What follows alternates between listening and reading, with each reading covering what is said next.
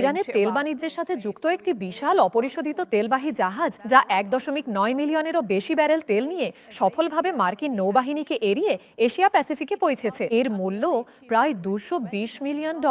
এক্সের একটা পোস্টে ট্যাঙ্কার ট্র্যাকার্স জাহাজটিকে হিউজ হিসাবে শনাক্ত করেছে এবং জানিয়েছে যে এক সপ্তাহেরও বেশি আগে শ্রীলঙ্কার উপকূলে এটিকে শেষবার দেখা গিয়েছিল।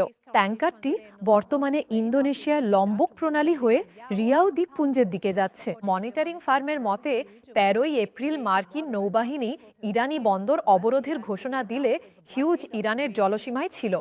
20 মার্চ মালাক্কা প্রণালী ত্যাগের পর জাহাজটি কোনো ট্র্যাকিং সংকেত পাঠায়নি। 29 এপ্রিল ইরানের রাষ্ট্রীয় সংবাদ মাধ্যমের দাবির পর এই প্রতিবেদনটি আসে, যেখানে বলা হয় অন্তত 52টি ইরানি জাহাজ মার্কিন অবরোধ ভেঙেছে। মার্কিন সামরিক বাহিনী বলছে অবরোধ শুরুর পর তারা ইরানের সাথে যুক্ত প্রায় 41টি জাহাজকে ফিরিয়ে দিয়েছে।